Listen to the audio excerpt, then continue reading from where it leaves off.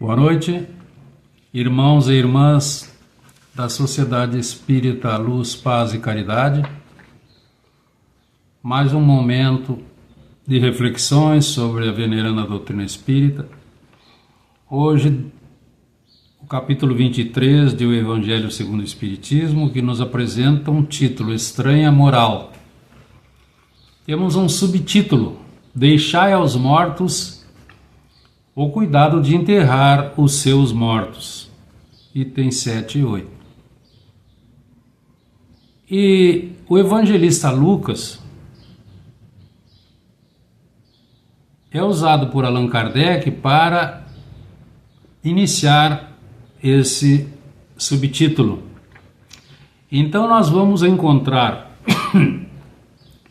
abre aspas, vinha Jesus com um grupo pela estrada. Nós sabemos que Jesus sempre esteve acompanhado por um grande grupo de pessoas. E Jesus sempre estava ensinando.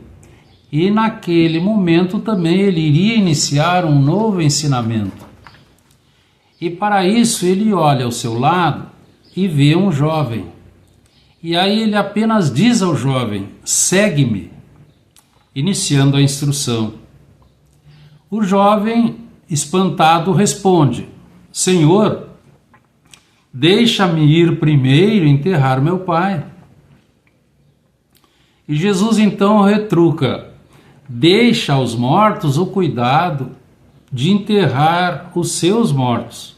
Quanto a ti, vai anunciar o reino de Deus.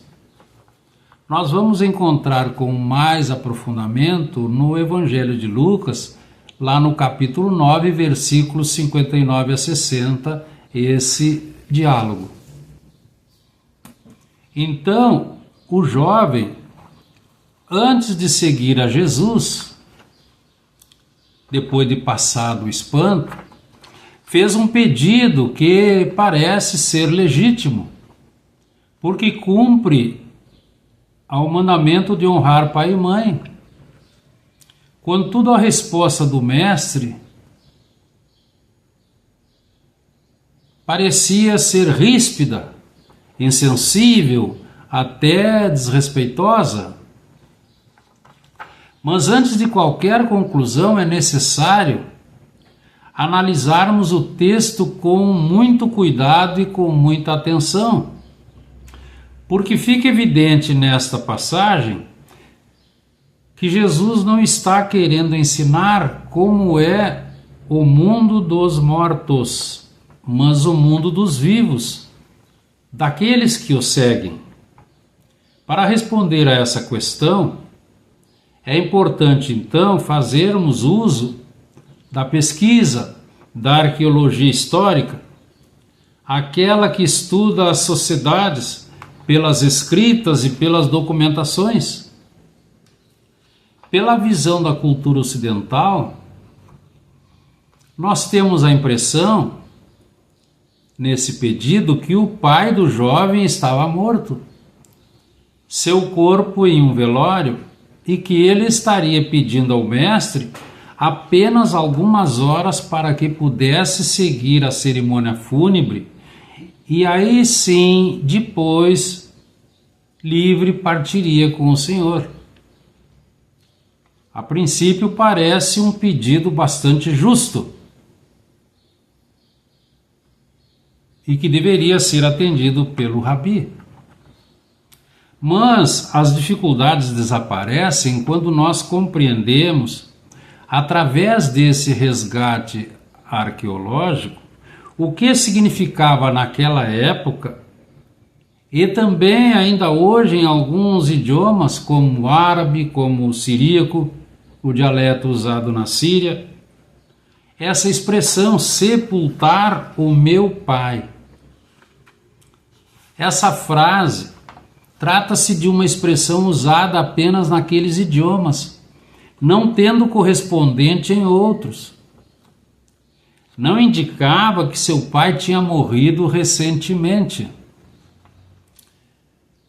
É uma expressão idiomática e significava que o pai estava sadio, e que o filho prometera sair de casa apenas depois que ele, o pai, morresse.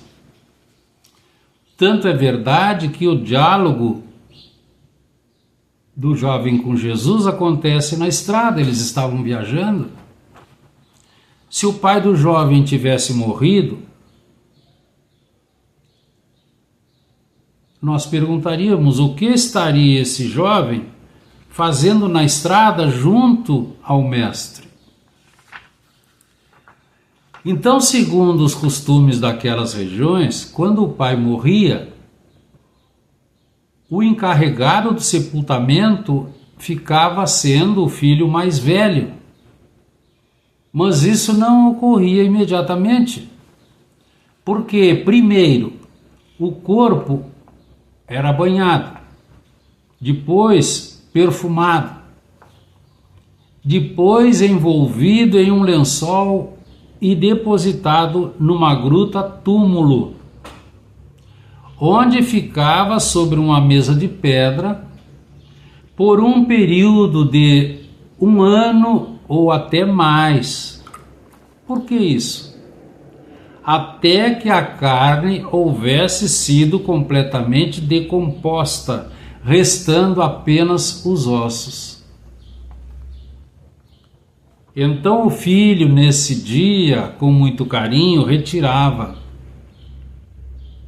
o esqueleto ou a ossada do pai, colocando-a num pequeno caixão de pedra, chamado ossuário. E hoje nós conhecemos como ossário. Então, depois de todo esse procedimento, observemos que já se passou mais de 1 ano e meio. Aí é que tinha finalmente sido completado o sepultamento.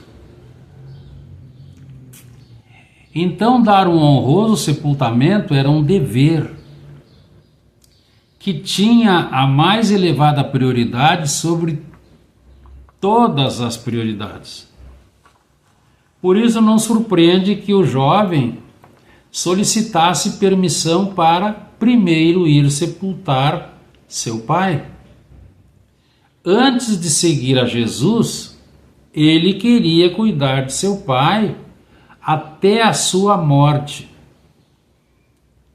Depois do féretro, então, estaria livre para segui-lo, o que seria um longo tempo, porque teria a espera de 1 ano e meio naquele túmulo. Vimos agora, há pouco. Então, nós começamos a nos questionar: será que o jovem, por não compreender bem a vida espiritual, ele tentou não seguir o mestre naquele momento? Porque Jesus sabia como eram os fatos. E nós vamos ver então hoje quantas pessoas estão fazendo isso, dando desculpas, adiando a sua decisão de seguir o sublime Galileu, porque Jesus deixou claro que pregar o reino do amor é a maior de todas as prioridades, porque irão proclamar a verdade, conhecer a verdade e libertar-se. Então essa propagação nós também conhecemos como evangelização. Nesse aspecto, nenhuma outra agenda pode se interpor entre os discípulos e o mestre, porque é o partilhar do Evangelho de Deus entre todos, a partir do nosso aprendizado e compreensão.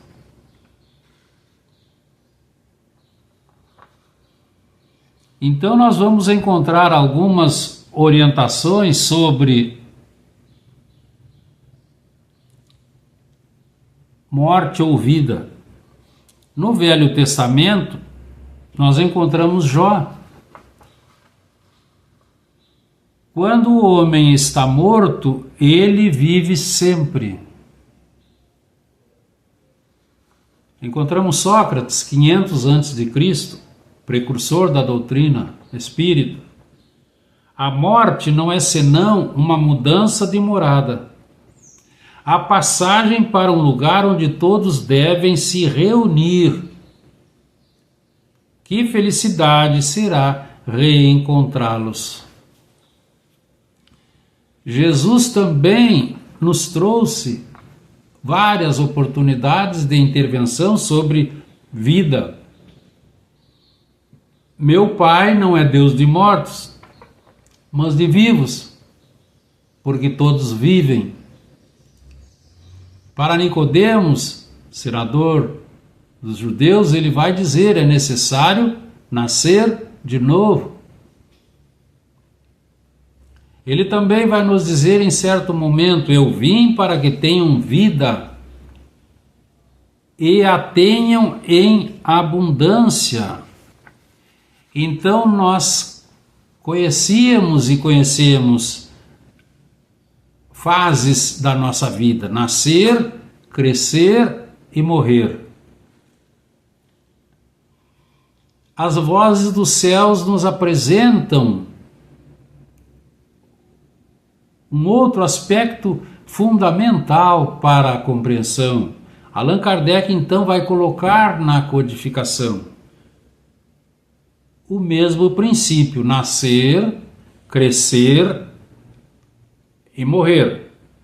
Mas aí começa o divisor de águas: renascer ainda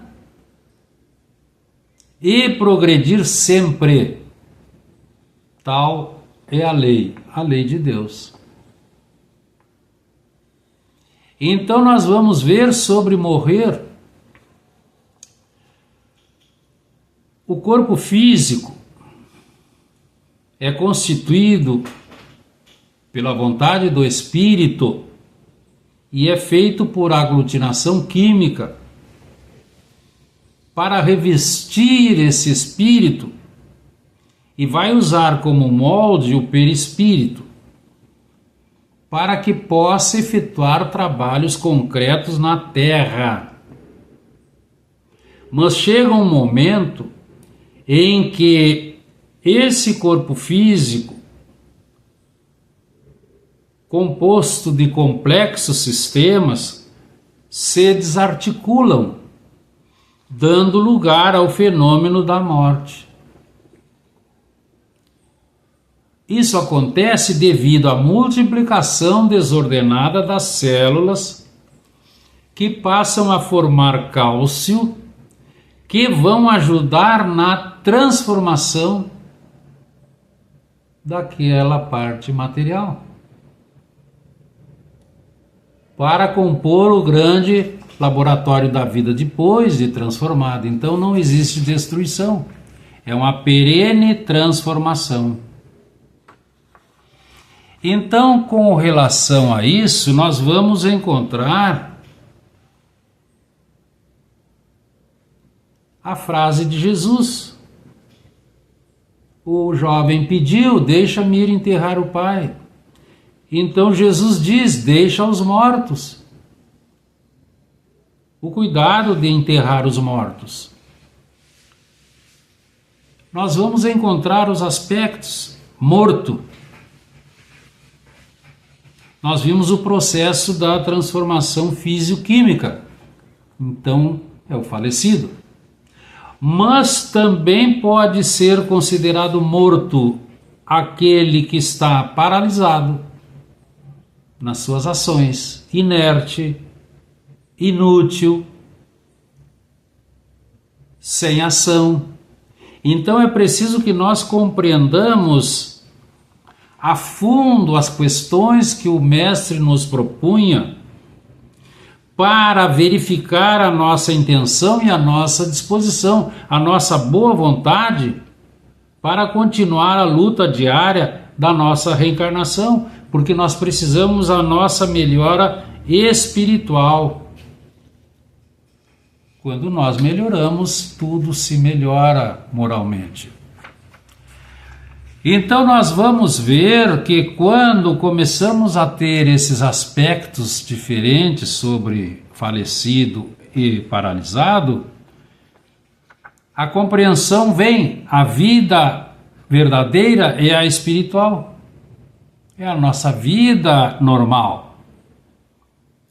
E a vida terrestre, essa vida passageira e transitória, ela é, podemos considerar, uma espécie de morte se compararmos a atividade e a beleza da vida espiritual. Então, quando nós compreendemos que somos espíritos imortais viajando pela eternidade, sabemos a morte não existe e o nosso corpo físico é apenas um uniforme de trabalho. E como nós já estamos com a consciência desperta, nós passamos a ajudar. Saímos de nós e vamos ajudar todos, sem hesitar. Porque os que não compreendem tudo isso e julgam que a morte é o fim de tudo, estes são os verdadeiros mortos espirituais. Encontramos quem diga, morreu, acabou. E erram mais, aproveitemos tudo o que for possível agora, porque não sabemos quando iremos acabar com tudo. Então esses que assim pensam, ao despertar além da morte física, são defrontados pela vida. E aí dão-se conta que muito pouco fizeram, que não venceram por comodismo, por outras coisas que não vêm agora ao mérito, e aí verdadeiramente morrem nos sentimentos de culpa, no arrependimento e no remorso, porque percebem que não fizeram o melhor, que perderam uma oportunidade maravilhosa de progresso. Então, a partir desses sentimentos, culpa, arrependimento, remorso, etc., pedem aos construtores da vida uma nova etapa para refazer o caminho, tapando os buracos que foram deixados, digamos assim, na encarnação que vieram a se desfazer. Para conseguir reparar, recuperando o que foi mal feito. Encontramos o espírito amigo Emmanuel quando ele nos informa: cadáver é carne sem vida pela ausência do espírito. É um conjunto de músculos, ossos, células e etc. Então, morto é alguém que conscientemente deixou de lutar.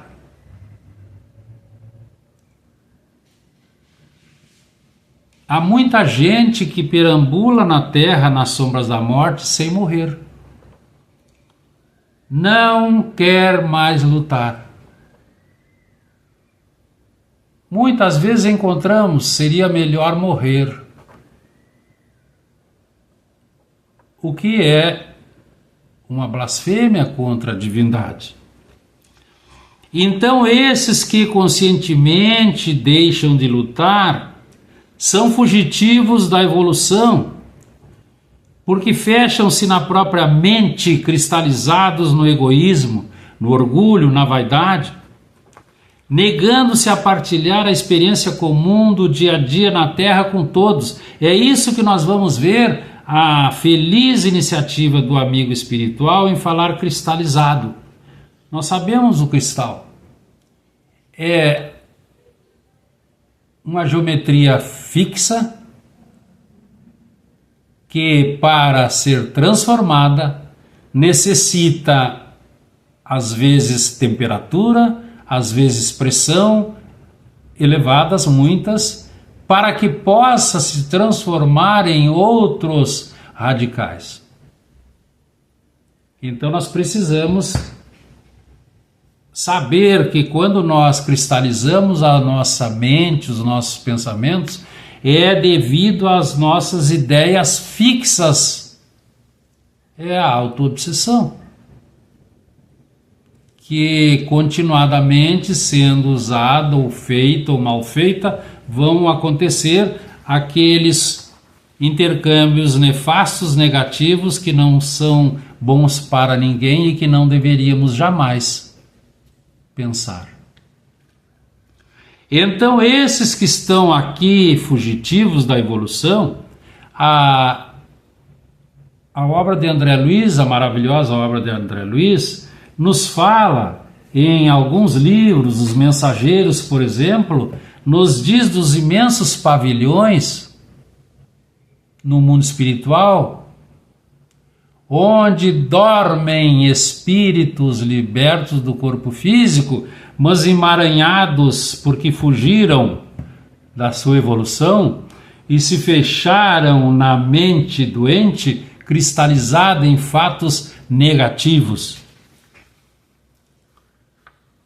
Esses mergulharam em sepulcros de ouro, de vício, de amargura, de ilusão, vitimados pela tentação da riqueza, derrotados pelos hábitos perniciosos, desalentados, em derrota moral, atormentados pelas mentiras com que se envolveram, sempre buscando enganos fatais, situações falsas da matéria.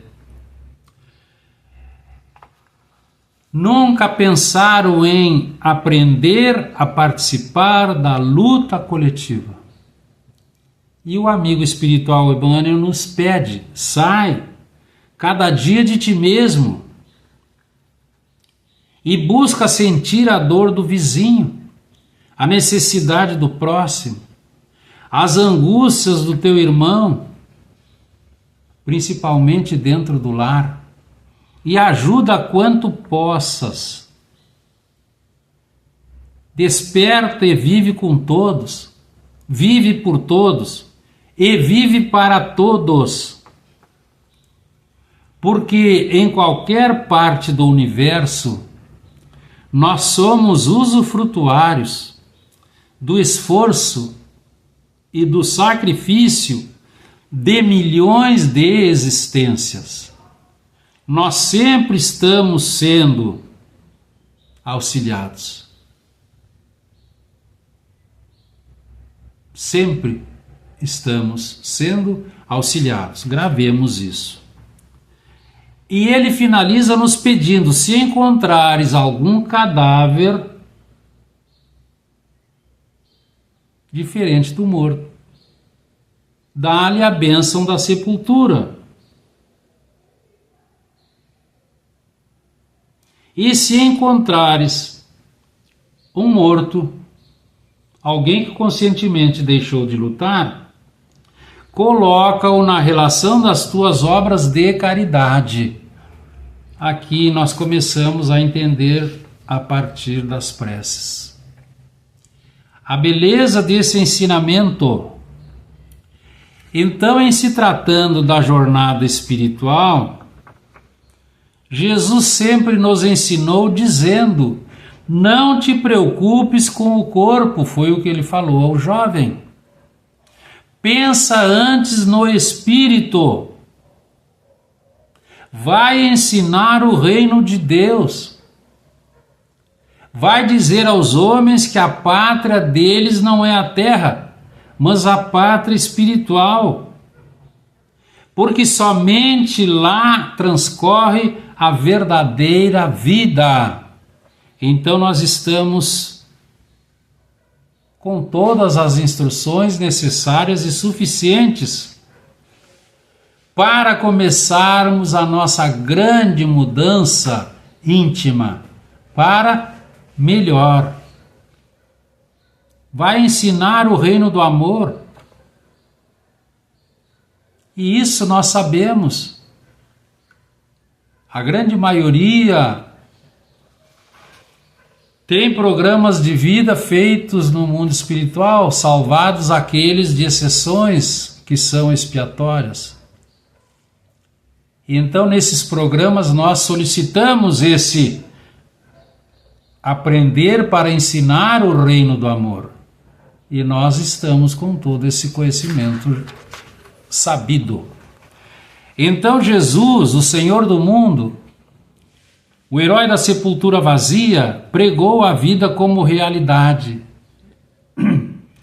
Ele centrou todos os seus ensinamentos em torno da vida em abundância, como um hino perante a glória do existir na terra ou fora da terra.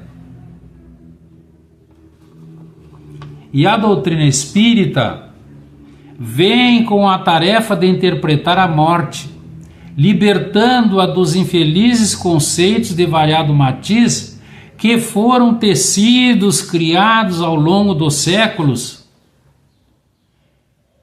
para manter os homens na ignorância sobre a sua legítima feição.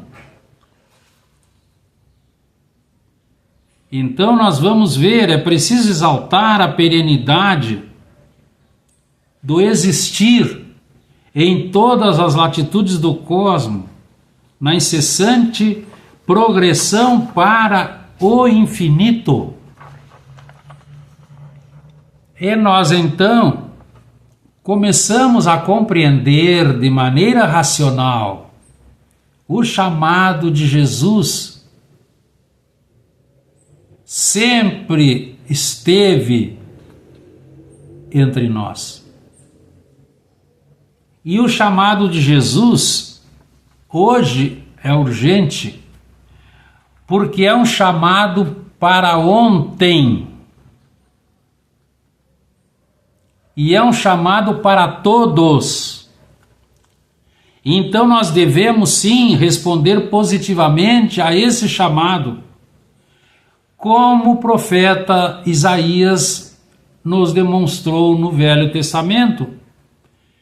Eis-me aqui, Senhor, envia-me agora, falando as vozes do céu. Que fique para a nossa reflexão, prezados irmãos e irmãs. Agradecemos a oportunidade. Fiquemos em paz. Muito obrigado. Boa noite.